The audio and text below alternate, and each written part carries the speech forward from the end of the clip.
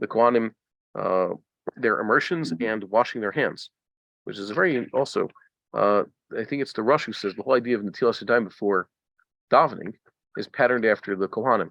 Kohanim have to wash their hands from a vessel, so too before we pray, we're also bidden to wash our hands from a vessel.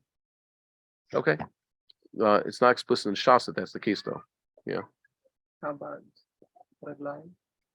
Hmm? How about Reglaim as well? Yeah, so they have to wash their feet also. We don't have to. Why? Why Because we don't have this idea of chatzitza.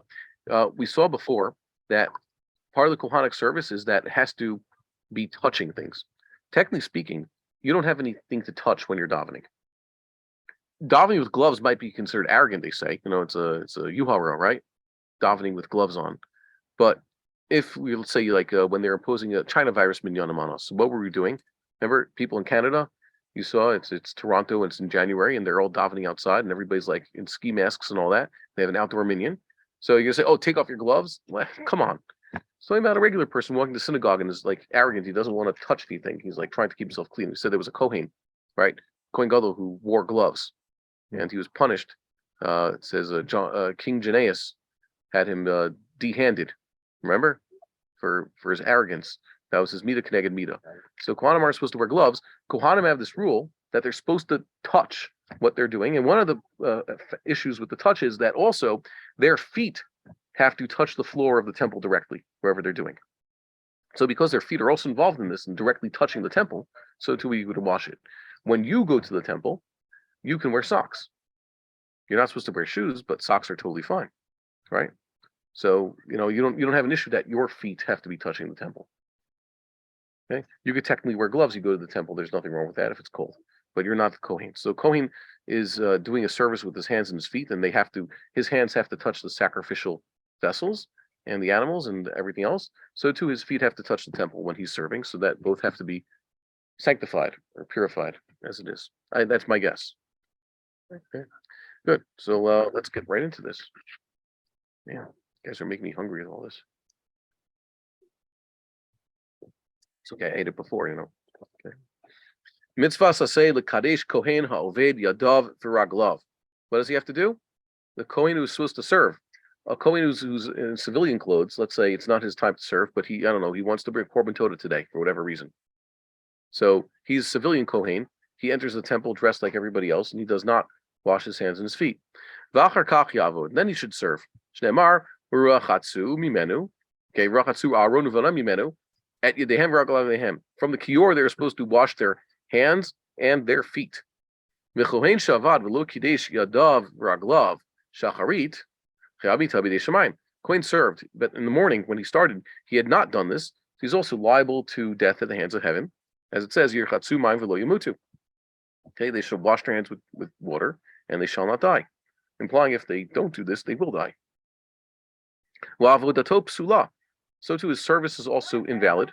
Ben Kohen Hedyot, Ben Kohen Gadol, whether he's a Kohen Hedyot or Kohen Gadol.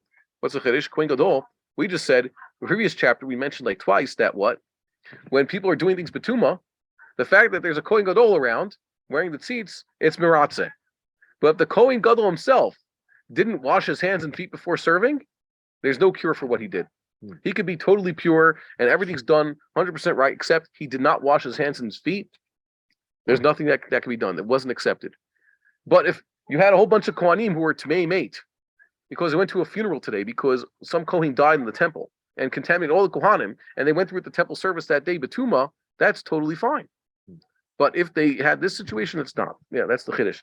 Tosfos says, liable to death for entering the sanctum without washing Yadayim Raglaim, even if no sacrificial service. The Tosfos say that they're a little bit more makel. Rambam says for serving, they said just entering the holy area. Okay, so even if they didn't do any avoda, just entering.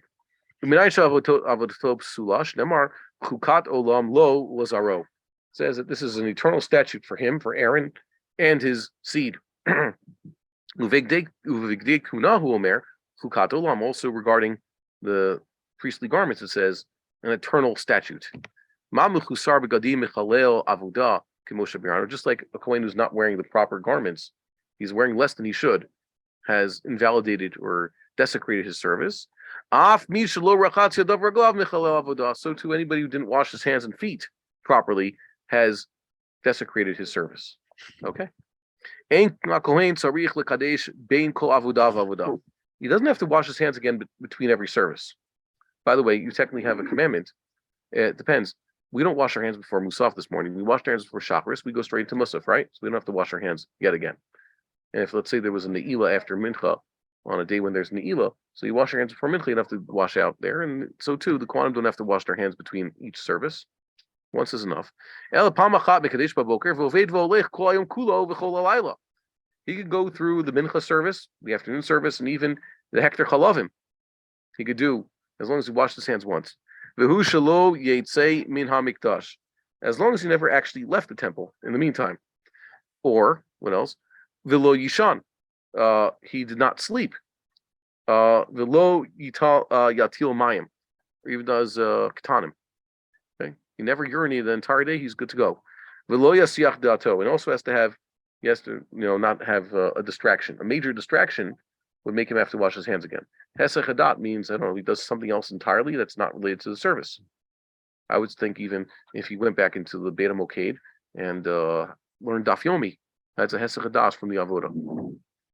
Maybe. I don't know. I don't know what's considered Hesech Hadas. I haven't seen anything to describe what it is, but I would imagine it's something that's not connected to the service at all, even if it's totally fine and done Betara. If he left the temple, or slept, or answered the call of nature, or had a hesech hadath, which means some sort of distraction, he should go back and wash his hands and feet once again. Doesn't mean he has to take off his clothes and re-put them on. Just means he has to do another washing. Yeah. What? Sorry, in the Makbili, in the first halakha, it doesn't say the word shacharit. Doesn't say shacharit. Hold on a second. Wait, there's a machlokas. But it's in the Korean. It's in the Machon Mamre. It's got What? a note here. Yeah. That it has shacharit in Kitzveh Yad Mem and Kitzveh Yad Shin. Okay, Ksav Yad Mem and Ksav Yad Shin. I don't know which one's which. Okay, but either way, so I guess I didn't make a note of that because I'm using the Korean and as you can see, the Machon Mamre. So they have shacharis. Interesting. And it makes sense, by the way, that Shacharis is inexact. Why? Because this Kohen maybe came a little bit late. So he missed Shacharis, but he's coming in during for Musaf, or the midday Korbanos, or the Mincha. Means when he started, basically. By the way, how does Sof Zman, let's just say Sof Zman davening, how does it work exactly? What's the real Sof Zman tefillah? Not the one they put in the calendars, by the way. What's Sof Zman tefillah? Halachic Sof Zman tefillah on Shacharis is Chatzot. Noon. Because why? Why could you be able to daven Shacharis until noon? Because technically speaking, the temple they were able to offer the morning sacrifice until noon. So why do they say until 4 hours of the day? The calendar opened up. It says Sof Zman Tefillah is 4 hours of the day. What? So the answer is l'chadchila. They try to finish the morning service by that time. Just like l'chadchila, they wouldn't wait until 11 o'clock in the morning to offer the Korban Tamid. So too, you shouldn't wait that long to daven Shacharis. Right? Again, it's l'chadchila. Okay? How do you get that out of the Gemara? What? How do you get that out? Because that's what they're describing. They're describing the history of what they did in the temple. Why would Rabbi Yehuda say otherwise? Because remember, whatever they're trying to go for is what they did in the temple. The l'chadchila they tried to do in the temple like that. Let's see. It was, I forgot who it was who brought the testimony, but it's that he had only ever seen it as late as Rabbi Yehuda's time. Because they're trying to, l'chadchila, because they were trying that they just like when did they usually try to offer the temple service, the Talmud of the morning? At Vasikin, at sunrise. Mm-hmm. Oh yeah, it happened occasionally that it was late. It wasn't you can't do Vasikin every single day. They're human. So they would wait, sometimes it was later. Mm-hmm. By the way, it comes out from the Rambam that davening at 8 o'clock in the morning is pretty b'diavad, because wait a minute, in the temple they were doing the Korban Tubin much earlier. Okay, and then the whole thing with the Gra and Magen Avraham, whose man seems to fit the Gra, because that's if you had a sundial, the Gra's time would show up on the dial, not the Magen Avraham. Okay, Fine.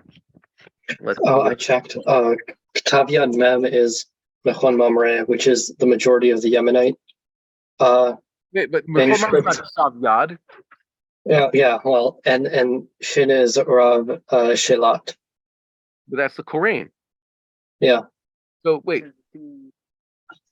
but those aren't sources. Those are just additions that we have. They're modern day. They're 20th century.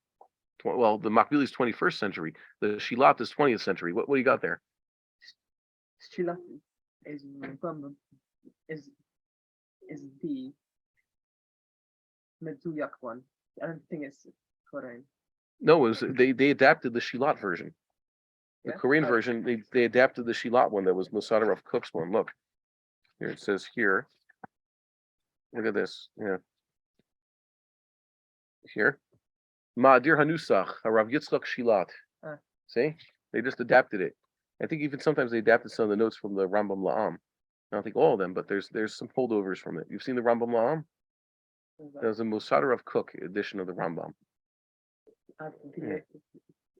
Cream and beige. Well, I guess a lot of their covers from the 80s and 90s have covers like that. Yeah. Either way, so this is the Shilat version. That's kind of weird. So Makbili's telling you that Machon Mamre and Korain disagree with me. But what do the Kisvei Yad have? I want to know what the Kisvei Yad have. Okay. Does anybody know what Rabbi Rabinovich? Does anybody have a Rabbi Rabinovich edition here? Because he sometimes makes notes of the actual Kisvei Yad, the Oxford and the rest of them. Okay. I could check next week and let you know. We need a good academic critical edition of the Rambam here, just to keep around. But we don't have it. We're looking for donations. Now we have a few Makbilis and we have Korain. And we have Machon Mamre.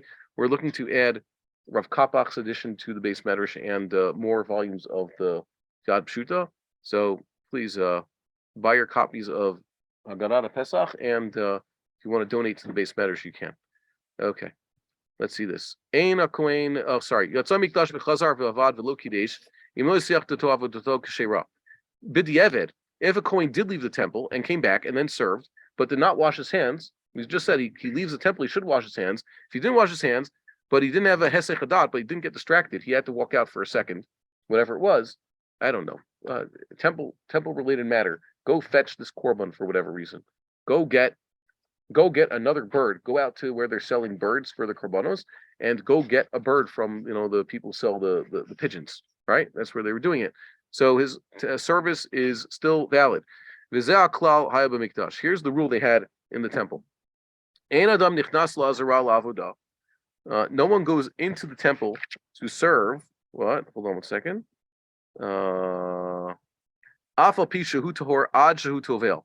Okay, even if he knows he's pure, this Kohen has no reason to think that he has to go to mikveh, but he still should go in the morning to the mikveh. That's what they do when they wake up in the morning. And whoever uncovers his feet, which is a euphemism for answering the call of nature, ta'un tefillah. It's talking about gedolim. Okay, he has to actually go to the mikveh. So a Kohen takes a bathroom break to go to the Beis HaKisei, Shel Kavod, which is underneath the Beit HaMoked. So when he comes back, he has to go dunk in the mikveh. He has to clean himself off and entirely dunk in the mikveh, and then he should put his Kohen outfit back on. B'chol metil mayim, anyone who urinates, ta'un kiddush yadayim v'raglaim. He just has to wash his hands and feet. Very high standards. By the way, I think people should keep these standards. There's some Sephardic rabbis who say, if you wake up in the morning, anybody who's basically answered the call of nature should wash himself with water. Get yourself a bidet, and it's healthier, better for you, and you'll appreciate making that life change. And if you keep the level of cleanliness and purity of a Kohen, you can only benefit. Let's say he left the Azara. According to the Rambam, by the way, that's not officially leaving the Mikdash, because here he says Yatsa min HaMikdash.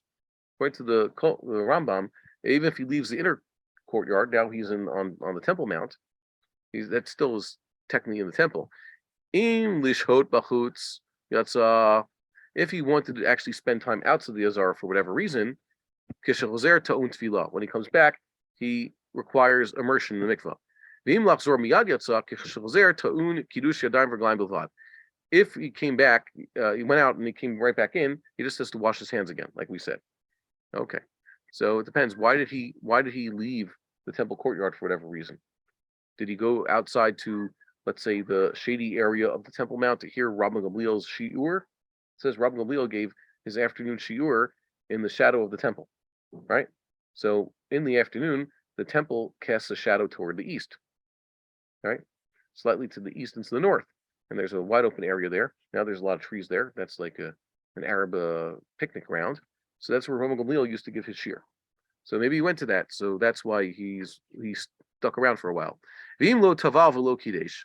If he did neither dunked and didn't wash his hands from the mikvah, v'avad, and he served, holy v'lisiach dato, being that he did not actually take his mind off the service, v'lo yisich raglav, and he didn't go to the lavatory, v'lo yitil mayim, or he didn't urinate, avo dato kashera, still his service is kosher, because these are not required. It's only if he actually had a hesed hadas, or actually visited that area, the men's room, that he actually has this obligation. He stuck his hands out of the azara for whatever reason. Why would he do such a thing? Is he what? He's a child. He walks near to the gate of the azara and he sticks his hands out. No, because he was trying to receive something from someone. There are certain people who are impure, can come in, but they want to deliver their sacrifice. The mitzorah or the zav is standing right outside, so he stuck his hands out.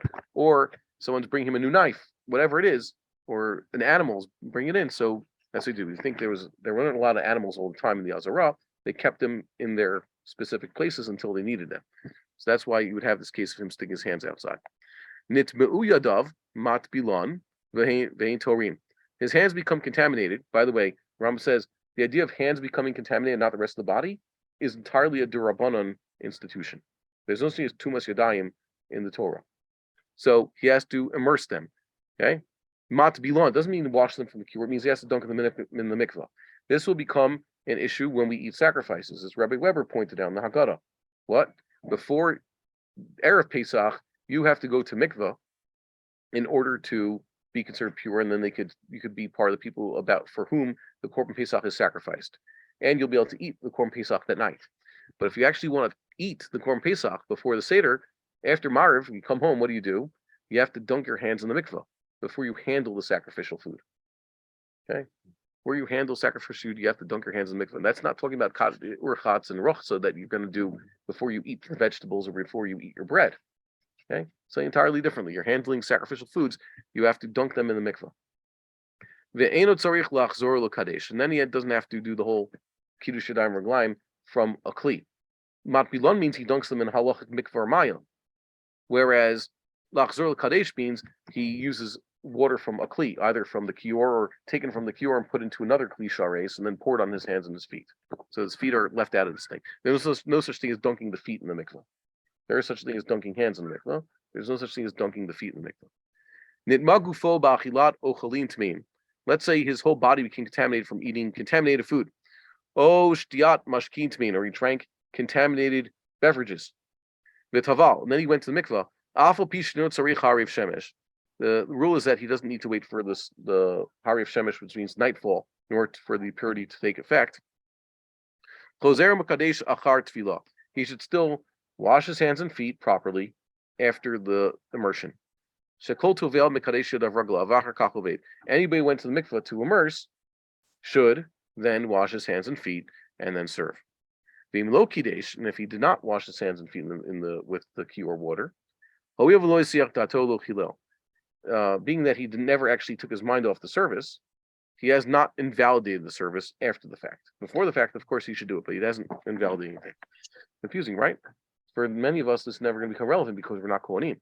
So why we learn this? Because maybe we would be some of the people who get the job in the temple. We could become Chachamim. Halavai, we should be Chachamim, and they'll have to answer these questions. I mentioned that because if you jump ahead, a spoiler in the 6th parak over here on page halacha 11, I just like this idea. It's such a gavaldic idea. It says the Beis Nagadol sits where? In the Lishkas HaGazah, it's on the temple. Okay, you should go to the place God shall choose and ask the elders there and do exactly as they tell you, right? And the Rambam in Hilchot Sanhedrin says that's where the Torah, that is the Iker Torah Sheba'al Peh. That's where Hora'ah emanates for all of Am Yisrael. Whatever they decide, they have special siyata d'shmaya. The Sanhedrin sitting in the temple, that is the ikar of the Torah, right? They say what the Torah is, and they're God's mouthpiece, so to speak, just short of prophecy. But then he says here, so that sounds kind of lofty. What does the Beis Din actually do? Why is it actually there? Beit Din HaGadol HaYoshvim B'Shkar HaGazit. The High Court sits in this chamber of hewn stone, as we saw. V'ikar Ma'asehen HaTadir. Ikar Ma'asehen HaTadir. The main part of their usual activity is what? Shehen Yoshvin V'Danin Et HaKuna. They're sitting there and judging the priesthood. Uvodkim HaKohanim V'Yuchasinu V'Amumim. And they're also checking the Kohanim for their lineage, that they have proper lineage, and that they don't have blemishes. So they're basically there to instruct the Kohanim. Okay? They donim as a Kohanim. That means they deal with all the issues that come up with the Kohanim. So if you're in the Sanhedrin, you think, okay, so you answer the big questions, like it says in Hilchot Sanhedrin. But really, if you remember the Sanhedrin, most of your regular work is, dealing with Kohanic issues. So we study these halachas and tell the Kohanim how to wash their hands and when it's okay and when it's not, but all these things. Why? Because we should be zoche to be chachamim of this caliber who can answer these types of questions that often come up for Kohanim. For us, it's irrelevant, but for them, it's always the case. Like, how often do you think Kohanim have to leave the temple for whatever reason? Let's say go to eat lunch or use the bathroom. That's a regular thing. So they have to know these halachot, and that's basically what the Sanhedrin was busy doing.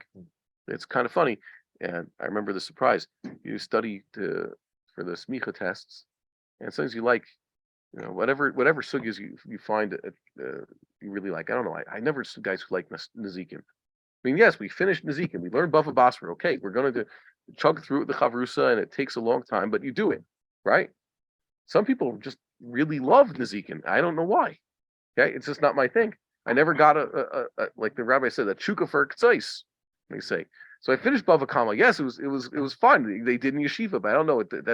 That's not my thing. But some guys really like that. And some guys don't want to learn Torah. Okay, that's fine. So you think, you're going to get in the Rabbanut test, you're going to study something, and this is what you're going to deal with as this, and then you get a shtel, and what happens? Shtel means a pulpit, and you find that the vast majority of the questions that come up are basically, kashrus and Shabbos, and if you have a lot of married people, it's needed questions. That's basically what it is. That in my experience, that's what it was, and that's what I see. But it's never like the fun things like we're learning now. It's never kachim. Balabatim never ask about kachim. They also don't ask a lot about. They ask about prayers when they're davening. Bar-Hayim stuff comes up on Shabbos, of course, but it's usually about davening because that's in shul. But it never comes up that people want to learn about, I don't know, what the Rambam says, ahava. You like to learn the sugyas about tefillin and tzitzis. You don't get questions about that. You don't get to discuss that with anybody. No one wants to know about the other holidays, like Shkolim and Chagiga don't really come up. Okay, so also the Sanhedrin, it could be like the greatest chachamim, and what Ikar Ma'asehen Hatadir is dealing with Kohanic issues, but not Nezikin. By the way, what is the biggest Rosh Yeshiva, right? I think it's like self-selecting. Rosh Yeshiva like learning the Nezikin, right? Usually, and some Nashim. They like learning Kedushin and Gittin, and Nezikin like sugyas, right? And the type of people who the Rosh Yeshiva pick, like, their Talmidim are those who like studying these types of sugyas, their Talmidim. And then they would get into the Sanhedrin, and they realize, there's no Nashim and Nezikin here. There's no Shabbos and Beitzah. It's, Kachim and Taras. Very strange. Okay. Let's see the next thing. I think in Halakha Dalet, it's quoting a Mishnah. Okay. I saw in many of the accurate manuscripts of the Mishnah that the language that it uses is nichnas la'azara ve'la'avodah. Mm-hmm. Yes. Okay. Interesting. But it's only talking about a Kohen, so I guess a Kohen going into their nafkamina is a regular person would have the same thing, but a regular person doesn't have the issue of having to go to the mikveh and kiddush yadayim or glayim. I guess the Rambam left out the vav because it was unnecessary. Hold on 1 second. You need something? Okay, sit down. Okay, fine. No, but don't get in the camera, okay? No, don't sit farther. Okay. Next. Where are we over here? Halacha Zayin. Kohen Gadol Shelo Taval, V'lo Kidei Shadavar Galav. High priest. He did not go to the mikveh, and he did not wash his hands and his feet, pure style. Bein bigadim livgadim, Uvein avudah lavudah biyom kippurim. Whether it's the change of clothes, between his changes of clothes. Remember, the Kohen Gadol changes his clothes a number of times on Yom Kippur, and he has a number of services on Yom Kippur. He has the Tamid and the Musaf and the Mincha and Chatata Kippurim. There's 4 separate services. They're all like run into each other, right? But first, it says like in the Mishnah, first he does the regular service for the morning, and then the regular Musaf service, and then the special Yom Kippur service. And there's a little bit of the Mincha interspersed in the Musaf also. Machlokas Rambam other Rishonim. At what point, for example, he offers Korban Mincha, right? And is it like when he's wearing his Kohen Gadol outfit for the second time that day or the third time? Because he's going to wear Big Day Lavan in between. And like Rav Shechter said, well, it depends on how fast he's working. If he's a younger Kohen Gadol, so Mincha will only come around when he's toward the end of his Yom Kippur service. And if he's older, Mincha will come around when he's sort of in the middle of the Yom Kippur service. Okay, fine. But you see that he has a lot to do. Even if he missed some of the tevilas and some of these hands washings, okay, every time he dunks, he then has to wash his hands. If he missed it, his service is still valid. Why?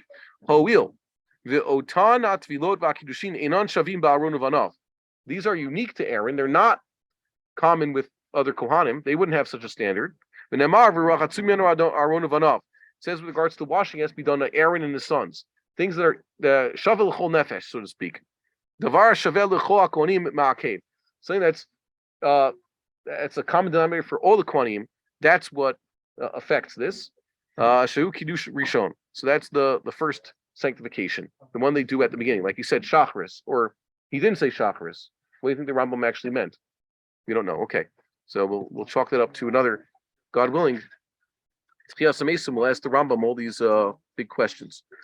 Okay, where am I? I have to turn the page. Stay up here.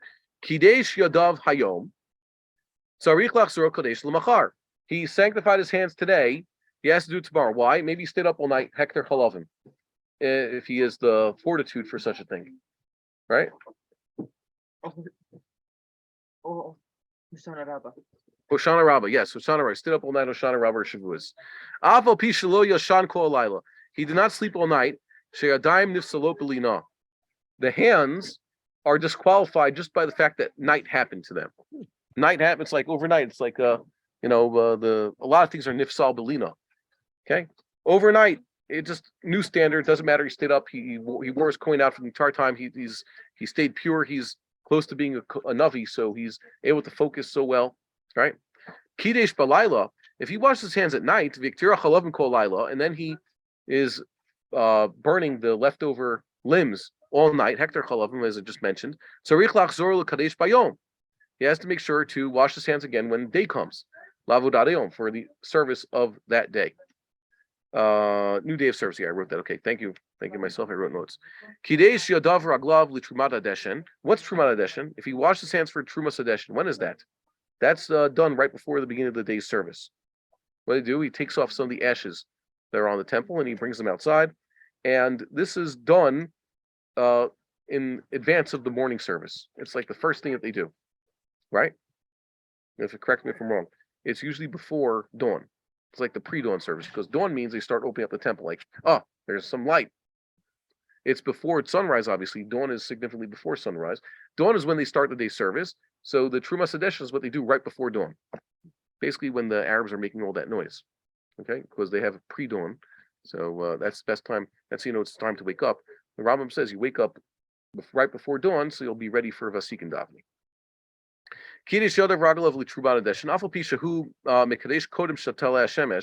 Even though he's technically washing his hands before the sun comes up, we say, Yadayim nifsalo belina. It's still nighttime. You told me he washes his hands at night for Hektar Chalavim, you'll have to wash in the morning. The guy who's washing his hands for Trumas Hadeshen is technically washing his hands also at night. He doesn't have to rewash his hands once daylight happens. What he was doing was a sanctification at the beginning of the day's service. Okay, good. So this makes sense to us. When we wake up, one guy wakes up at 4 o'clock in the morning. Let's say, I don't know, you have someone, for whatever reason, he was intending to wake up at 5 or 5:15 for Vasikin, and he happens to have woken up at 4. So he washes his hands like it's the morning, even though say, well, it's a whole nother hour before it's even going to be dawn. So wouldn't his hands like you can't say Birkos HaShachar? No, you could say Birkos HaShachar even then, And if he hears the rooster crow, he could say that. He puts on his clothes. He says all the brachas. He could even put on his talis. Just make sure that when Zman talis comes, he says touches it and says his bracha. Tefillin is a little bit difficult. You can't do tefillin before Zman tefillin, but he can basically do everything. It's like morning. Doesn't matter how early he woke up. There are people here who wake up quite early. They have a whole chevra here. 2 places on this issue. The men are up at 3. It's like mikvah, and then get right to it. There's a whole seder and everything, and then yeah. I can once again also being with these people makes me feel like being with the rabbi and everybody else makes me feel like the not smart one. So too coming into shul 40 minutes before sunrise with these people who've been there for 2 hours makes me feel like the shagets, I guess. I remember when they changed to daylight savings time, so my clock when automatically did something like Ramallah time, it gives a little ding on Shabbos and that wakes me up. And right after they changed the clocks, I got my ding and I got out of bed. And I'm feeling really tired. And then by the time I got out going to shul, I see there's the analog clock, like the digital hand clock. It's an hour earlier than I expected. My alarm got me up too early on Shabbos, so I trudged to shul, missing an hour of sleep. And again, there and all the regulars are there. Like if I had shown up on a regular Shabbos at my usual time, they're there, and they're there even like 100%. Even an hour earlier. So I went to the rabbi there, the Rav who sits over there and learns every day. He learns around the clock. I told him they're a bunch of meshuganas. He says, why? I said, you're up so early. I have a teretz why I'm an hour, 2 hours before Vasikin because my clock is messed up and the Arabs and all that. Ramallah, they don't do daylight savings time or close to Ramallah, so it automatically adjusts to Ramallah time. They don't do daylight savings time the way the Israelis do. So I have a teretz why I'm up so early. But what's your teretz? Why are you up so early? Answer, even on Shabbos, they wake up early. They have learning to do at 3 o'clock in the morning, and they do it. And they go to mikveh first, and then it's admirable, and we should all aspire to be like that. We should all be chachamim vonim. Used to be, of course, a Talmud Chacham in the olden days would wake up super early and learn basically through the rest of the night, and then wake up David HaMelech style. It's considered in Europe if you're a scholar. If you even want to approach scholarship, you have to have this type of lifestyle where you're up extra early and studying already. Mitzvah l'kadesh b'mei kiyur. The mitzvah is to rinse one's hands from what? From the water from the kiyur. That's the mitzvah. It doesn't have to be. V'im kidesh me'echad miklei hasharet harei kasher. Use some other temple vessel, so that's also a valid washing the hands. Let's see. Wait a minute. Klei sharet. How often do you put water in klei sharet? Yeah, well, they do nisuch hamayim, but you normally catch the blood in the klei sharet or something else. Those are usually for sacrificial things. But it's teaching is that if you take one of the blood cups, let's say, or the mizrach, etc., or the ka'ara, whatever it is, or one of the incense shovel, the pans, the shovels that they use to pick up the incense or the coals, that still would be valid if you fill those with water and then pour it on your hands if you're a kohen. Aval kli hachol einon mikachim. Secular, ordinary vessels that are not temple dedicated to the temple and the service, so those would not sanctify the hands. Those don't count. Kidesh b'klei sharet b'chutz. Let's say he used a kli sharet to wash his hands outside the azara. O b'klei chol b'fnim, or he took a secular cup. He took this cup, which is not dedicated to the temple. He used it to wash his hands inside the temple courtyard. So what happened?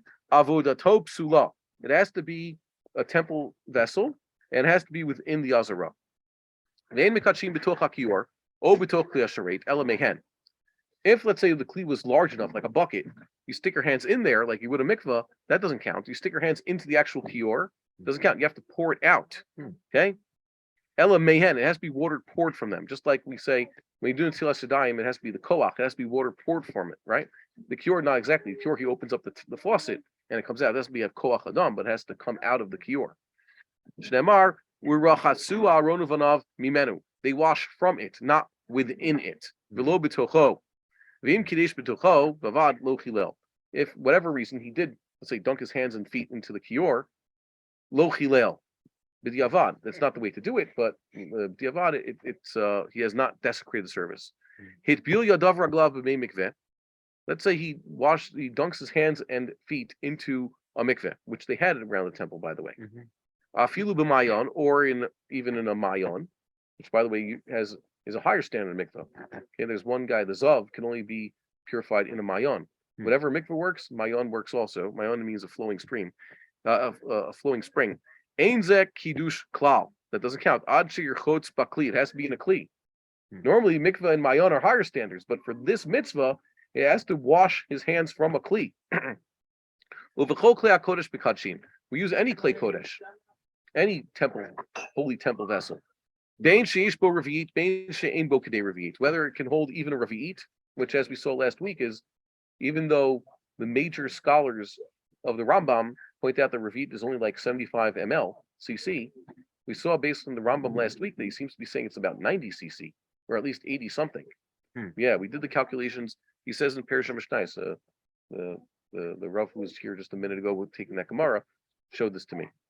Rambam measured the revius, what he thought should be a revius, and he said it was a certain mass of water that weighed in dirhams, which is a mass they're using throughout the Ottoman period throughout the Muslim period, and it's about 3 grams. And he says it comes out revius of water is 27 dirham, which is, and I say just like Rav Avi Yosef is 3 grams each, and Rav Kapach says 3.3 grams each, 3 1/3.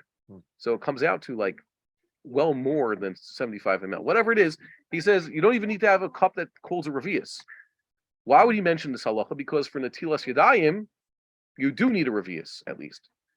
Here, this is not Natilas Yadayim that we do for bread or for prayer, that we do. This is the Kohanim washing their hands, so it doesn't even have to have a revius. And there's some who point out here that you still have to get to revius. Sorry, that's not it. I'm jumping the gun here. Okay, scratch that. 1 second.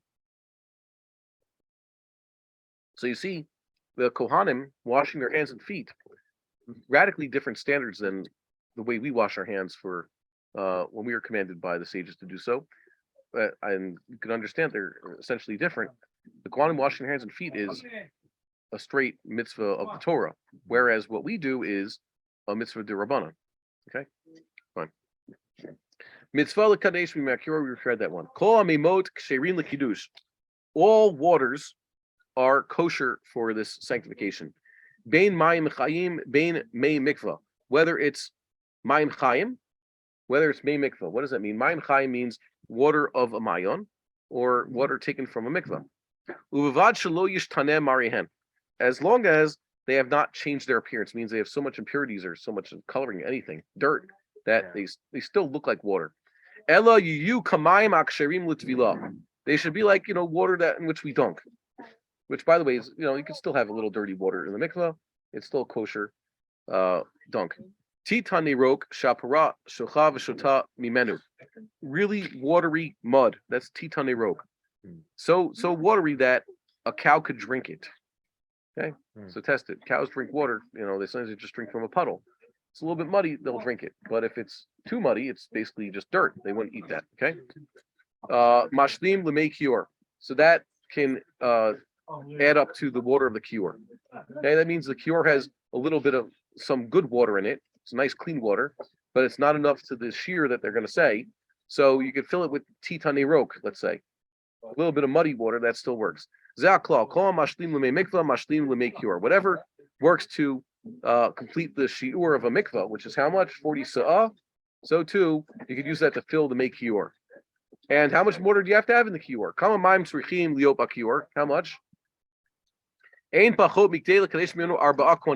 Enough that 4 kohanim can wash their hands therefrom.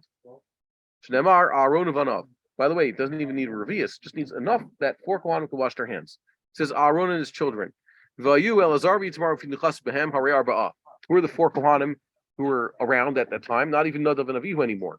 It just says Elazar, Aaron, and Itamar, and it says Elazar was the first one to have a child. At the time of the Exodus, only Elazar was the one who actually had a child.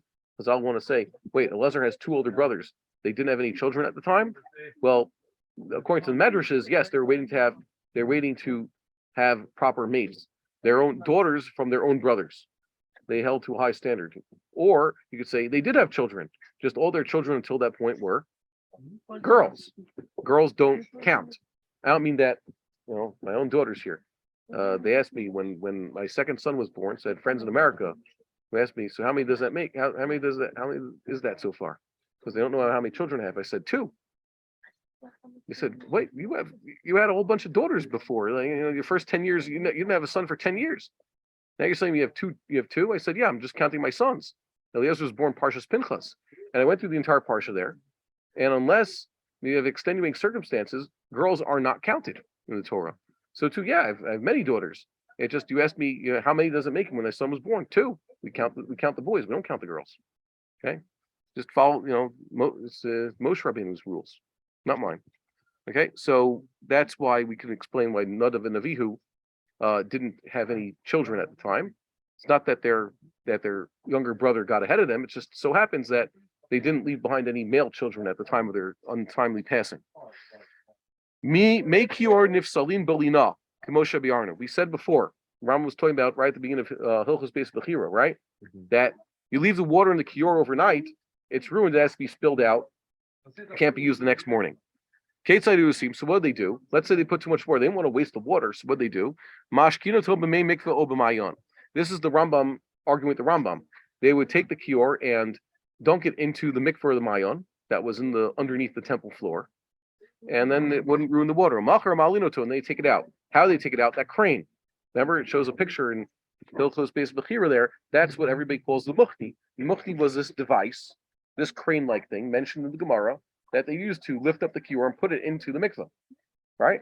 But earlier the Rambam says that the muchni means an extra kli on top of the kior, the upper level of the kior, which wasn't counted as part of the kior, and the water stays in that upper level. And when they want it to be in the kior, then they open up the tap and it flows into the bottom part, which is the actual kior, and then it's considered sanctified. But if it stays in the muchni overnight, the water, it's not sanctified yet, so it would not be disqualified by staying in there overnight. Make sense? So like I said, there's a machlokas, the Rambam and the Rambam. What is the muchni? Yeah. So yeah, this was written after what the Rambam wrote. But either way, yeah, it's a difficulty. Most Rishonim just go with this pshat. They don't talk about the muchni being an extra tank above the kior. It just means exactly as we're reading over here. Okay. Or they just refill it every morning. Okay, they hopefully empty it by the end of the day and refill it from scratch in the morning. Hayom she'asa shlomo k'mikveh haya. Wait a minute, you have a question. The kior is mentioned what? In Exodus. Apparently they're using kior for the first, 400, 500 years of service in the tabernacle. And then when Solomon built the temple, it says he made a yam. What was the yam? The yam was a gigantic water vessel made out of bronze, and it said it had an amazing capacity. It was a 10 amos in diameter, right? And it had a circumference of 30 amos, which is a big what? Something with a diameter of 10 does not have a circumference of 30. It's actually 31.4, etc. And they have that whole thing that the Kri Ksiv with the word kav. The word kav for the circumference is Kri kav, but Ksiv is kava, kuf vav hey, and the ratio of the gematria of 105 to 111 is the same as the ratio of 30 to 10 times pi, the way it should be. The circumference as described in its thing, and what it should be, happens to be the ratio of the Kri the Ksiv. Okay, wow, that's for Isha Torah. And it says that he stood, they credit that to the Grub. I don't think it was the Grub said that. He stood this gigantic sea, as they call it, the gigantic water tank, on 12 brazen oxen. Okay? You say that if you make a golden calf, you make the shape of a cow out of gold and put in the temple, that's a terrible sin. But if you put gigantic bronze oxen holding up this water vessel, that is totally kosher. By the way, there's a reason for this. But that leads you to understand that when our ancestors did make the golden calves, they did not intend them as idols worship, but more like ornaments. And using these things as ornaments is actually described by the Nevi'im in the Torah, and that would be perfectly fine. What's the question? I must have done this wrong. Hold on. What? Divide 105. Yeah. What do you get when you divide 105 by 111? Yeah, I just realized. What number do you get? That's okay. I just did it wrong. And now do the ratio of 30 to 10 times pi, which is about 31.4. 10 times pi, and you get about the same ratio to a few decimal places. See? Yeah. Yeah. Don't worry, people have done this math already. You're not going to be the first one to get the same answer. What? No, What do you get? it's off by 0.009 there. Okay, good. So how many decimal places is that? Okay. No, I mean like it doesn't hit the second decimal. Okay. The point is, it's a reference. Like it's the best way of saying like wink, wink. We know that it's not exact diameter, circumference of 30, but we're not exactly with this. Okay. So wait, what's the question? The Yam Shel Shlomo was not rebuilt in the second temple. It says in the second temple times they used the kior again. They went back to the way it was before the first temple. So what was this kior? Not only that, it says that Shlomo Melech made a few kiorot on the Mechonot, on the machines. What are the machines? Basically wagons. It says that in the first temple, they had 10 wagons, a kior on wheels. You seen the pictures of these things? You familiar with this? So everything that Solomon did in the temple is 10 times what they had in the Mishkan. So there's 10 menorahs in addition to the original menorah, and 10 shulchanos in addition to the original shulchan, and 10 more kiors on wagons, but also a Yam Shel Shlomo. And you would have asked the Yam Shel Shlomo, why don't you just build a bigger kior, 10 kiors? Like, what does this Yam do? So he was saying this, really, the Yam Shel Shlomo was like you have in a certain place where you go on Tiyul here. It's a pool that is fed by a natural spring. Ein Etam is a water source that's south of Jerusalem. It's in the Gush, basically. And it has a higher elevation than Jerusalem. So the water that comes out of it can be channeled through an aqueduct to the temple, and it would constantly be flowing because downward. And the Yam Shel Shlomo, even though it looked like a gigantic water vessel and that's just a kli, really the water from the Mayon was constantly flowing through it, so it itself counts as a Mayon. Familiar? There was a mikvah. If I could channel natural water coming from the ground wherever it goes, as long as I don't put up into a kli, if it's connected to its original source, it is halachli a Mayon. So the Yam Shel Shlomo obviously had some piping that let the water constantly flow into it, and always was full. It was always bubbling, and also had an outlet. In Second Temple times, what they did was they had this water flowing from Ein Etam start basically at the western side of the Azara, and it was a small water channel that flowed through the Azara, and that they wanted to clean up the Azara. They remember they stopped it up, and that flooded the Azara, and then they opened up the cock and they let it through. And also they used this water channel to fill a mikvah that was underground, under the floor of the Azara. And that's what you see in this picture over here, a mikvah right in the floor. Really, it's not a mikvah, it's a mayon. Okay, a mayon, that's a mikveh that's fed by mayon and connected to the mayon, so it's always there, and it's always flowing into the temple. And it stood, basically, the yam stood over this hole. Well, there wasn't a hole there in the first temple. So it's just a question of what they do with the water taps. So what's it like? You guys ever fix up a house? When the people who do home improvements here, they have, let's say there's a main water line somewhere in the wall.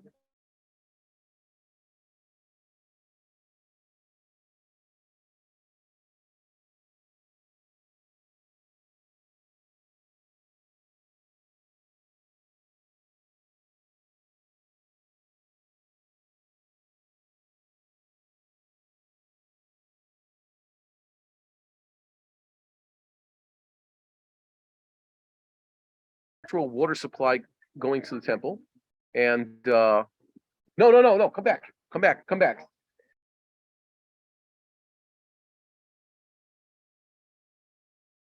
Disconnected me from online. Just give me my the internet. Can't do that. Okay. Sorry. Okay. Hold on 1 second. We lost our guests there. Sorry about the disconnection, but someone decided to grab my hotspot. Okay. Hi, where were we? So yeah, that's basically what the Yam Shel Shlomo was. He's trying to explain what it was doing there and how it wasn't the cure. It was basically the the Mayon that served the temple, and in Second Temple times they just had that water underneath the Azara, filling the mikvah. Okay. That's why the Yam Shel Shlomo water, that wasn't water in a kli, it was basically just a Mayon that was channeled somewhere. They do this nowadays. They channel water from a natural spring. I think the Ariz mikvah is like this. The Ariz mikvah is fed by a spring. They don't have to fill it. It just looks like a mikvah, but it's really fed by a spring. And you could technically do this also if you know hydrodynamics well.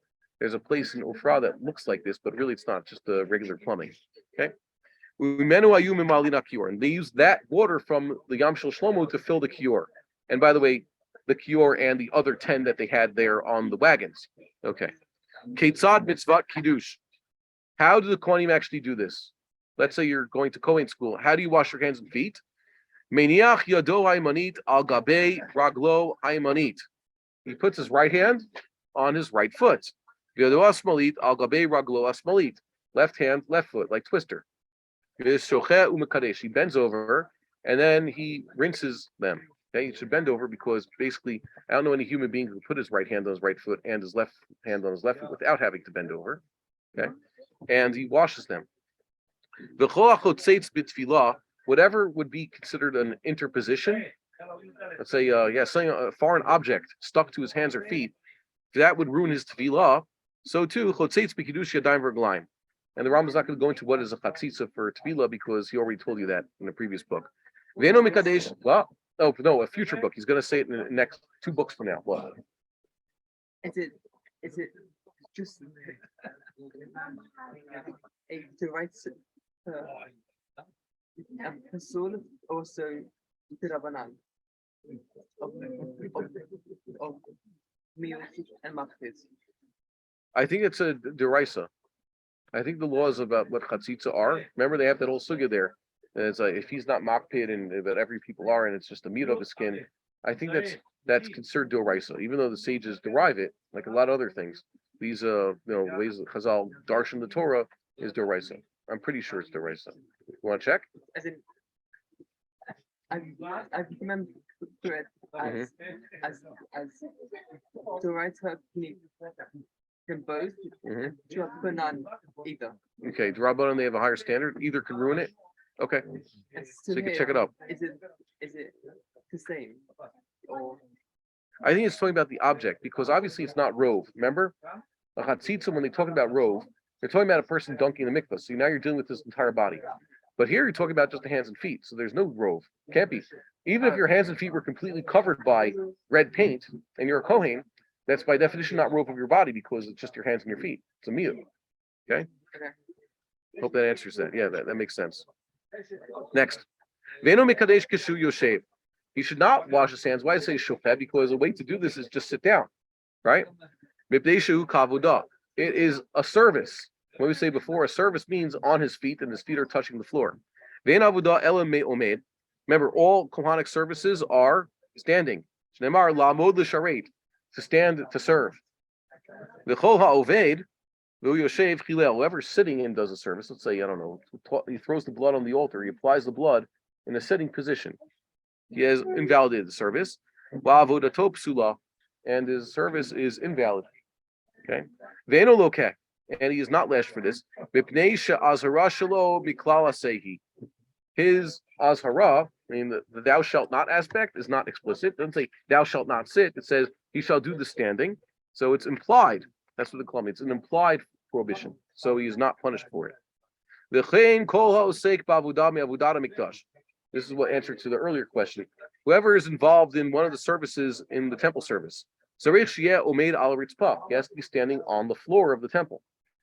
V'im hayad davar chotzeitz beino uvein ha'karka. If there's something that's getting interposing between him, that means the sole of his feet, and the ground, or in this case, it's not karka, it's the karka mishkan. When they would set up the mishkan, it didn't have a paved floor; it was just wherever they set it up. It was the ground. In the temple, it was actually, balatas. It was real hewn stone. What does it say here? Raglo achad 11. Where was I? Over here. Kagon shabbat al gabe kilim. He's standing on a kli. Oh, behema, an animal. Oh, ragle chavero. Pasal, if he's standing on someone else's feet, he has invalidated service. Pasal, like I said earlier, there's something interposing between his hand and the kli that he's supposed to be using for this service. He's also invalidated. Also, the only service is performed with the right hand, unless it's a two-handed service, like he's holding a vessel like this. He's holding the head of the sacrifice to bring it up to the altar. He holds with two hands, but at least the right hand. If he uses his left hand, he is validated service, but he's not to be punished for such a thing. Which, by the way, that's why lefty Kohanim don't serve. We're going to see that soon. Okay? I met a few Kohanim who are like, "Yep, not going to be serving left-handed." Okay, what a bummer.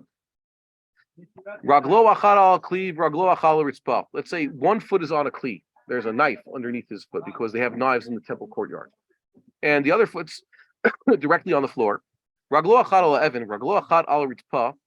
Or someone is one foot is on a rock that's not part of the temple floor, and the rest is actually on the floor. We check.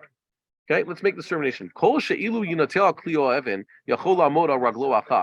If you take away the thing that's underneath the other foot, and he'd still be standing, still be able to stand, so he's standing. His service is kosher, valid. Vimlav avodato psula. They say about leaning on something in Shemon Esrei.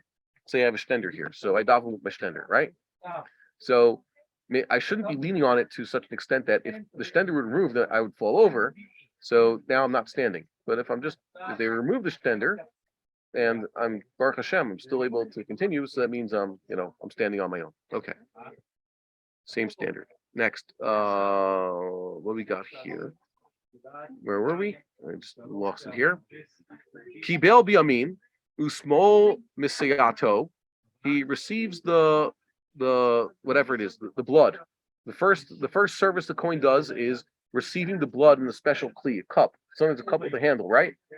So he receives the blood from the animal's incision, and that blood is going to be applied to the altar. But he uses left hand helps out, like most people are. Even though we're right-handed, we still use our left hands for certain things. Avodato kshera, his service is valid.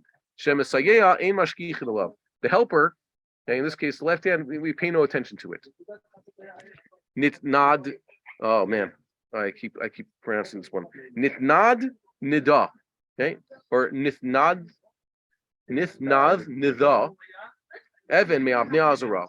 It becomes loose. By the way, the same word is if you have a loose tooth in Hebrew. Okay, for kids, shein mitnad nedet. Okay, so the kids say a swinging tooth. Okay, it's like a nadned is a seesaw or a swing in the playground. So it means a loose tooth. In this case, it's a stone that's become dislodged. Sometimes it happens here. We have a lot of tiled floors in this country. Sometimes you're walking in the street, there's like a paving stone is a little bit loose. Lo yamod alea b'shata bodash. The coin shouldn't stand on that. Ad she'tichubar ba'aretz, until it's re-cemented into place. V'imavad avodato kshera. But if he served, his service is still valid. Hoviv makuma omedet, even because this stone is still in its place. And that brings us to the end of the fifth parak. We would like to encourage our viewers to share these videos with friends and send in your responses. If you would like to obtain Birkon Nusach Eretz Yisrael or invite the rabbi for a speaking engagement, please email us at office@machonshilo.org.